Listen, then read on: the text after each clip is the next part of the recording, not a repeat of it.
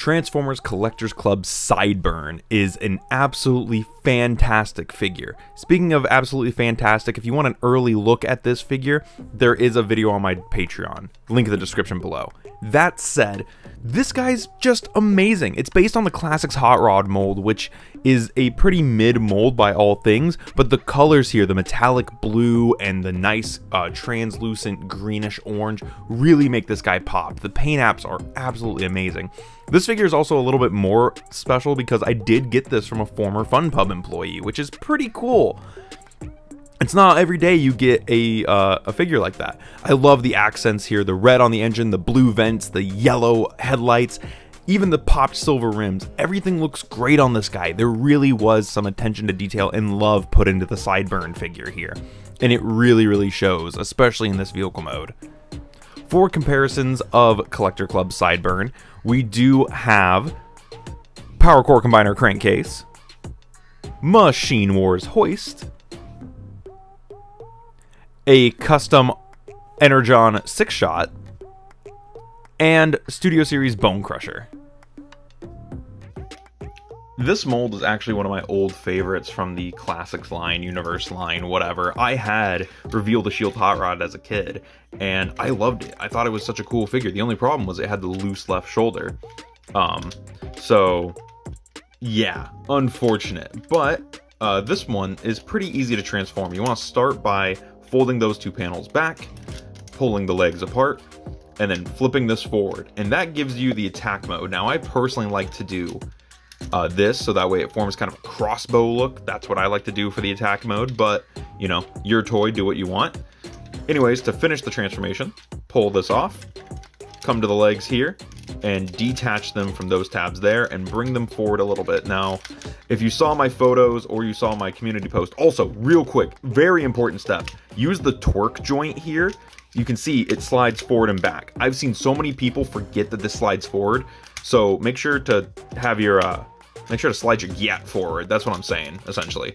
Slide out these shoulders, rotate them down, bring the legs down, spin the backpack around, and now we can finish up cleaning this guy. You want to pop these side doors out, slide the feet, and flip them around. They should auto-morph the heels out. See, as you rotate it, it should catch and stick the heel out. So that's our legs. For the arms, just rotate them down, give them a quick bend at the elbow, and flip out the fists. And from here, we can adjust that. Now, this version of the mold does not have the loose shoulder. Your copy might, mine does not, and that's just because I'm better than you. Anyway, you can give him his gun. I'm so sorry. Ah! No, let me just break a old convention exclusive or club exclusive. Give him his blaster there, and there we have Collectors Club RID Sideburn. Such a cool looking figure, such a neat thing. But yeah, like I said, if you saw my Instagram or my community post, you'll know the reason mine has red hips is because this actually came to me and he was broken. So I swapped his hips out for some junker hot rod hips that I had. Specifically my old Real the Shield hot rod, and now he has red hips, which doesn't look too bad. It's kind of growing on me. It matches the red up here. I like it. Looks pretty good.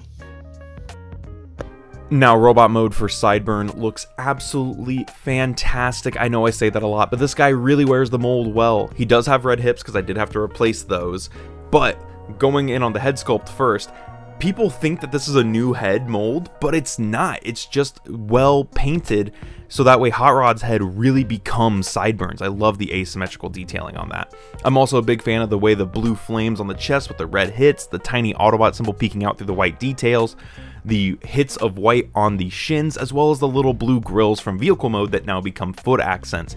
It's such a nice color scheme on this guy. He's also pretty kibble free, which is really nice, having a fairly compact backpack. Posability on this mold is where it starts to falter, but you can still get some nice poses out of it. The previous owner was nice enough to put a sticker on the saw blade weapon, which is really nice. I do enjoy that. It gives him a little bit of flair. Overall, it's a great mold. If you're looking for like the best version of the Classics Hot Rod mold, I think Sideburn just might be it. For comparison, we have Hoist,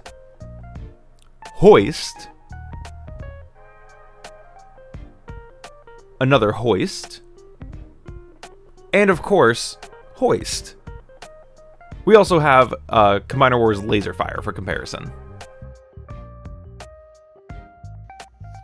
Articulation on this guy is about what you would expect. I kind of wish it had a little bit more. You can store the weapon on the back, which is pretty neat, and it can be a jetpack or just a weapon storage. It's whatever you really want it to be. I'm going to set it to the side for now.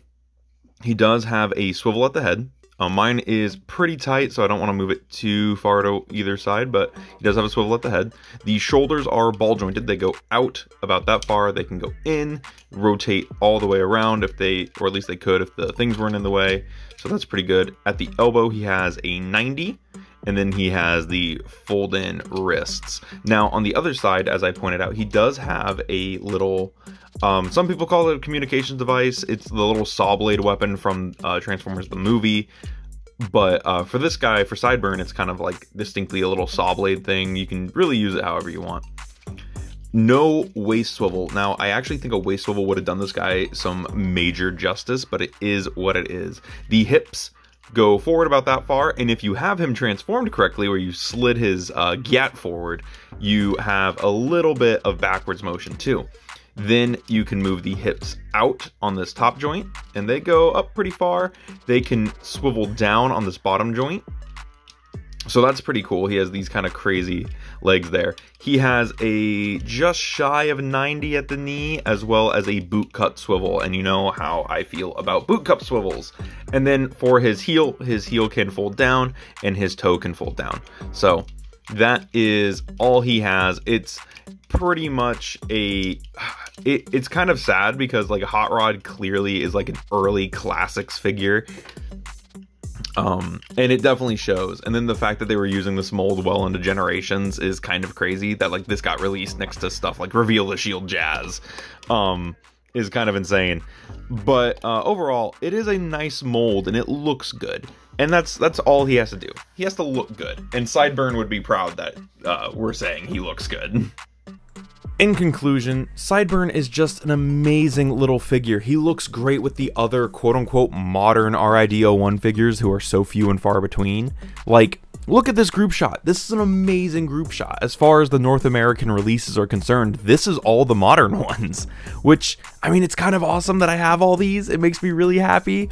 But yeah, he looks awesome next to Toe Line. He looks amazing, and considering people are kind of complaining about Shadow Striker, I might just stick with this Sideburn in my collection. He's nice, he looks good, he fits in enough with what I have, and I kind of like that all the Thrilling 30 stuff or all the modern RID stuff is just wrong. Like, all of it looks a little off, and he fits that description perfectly.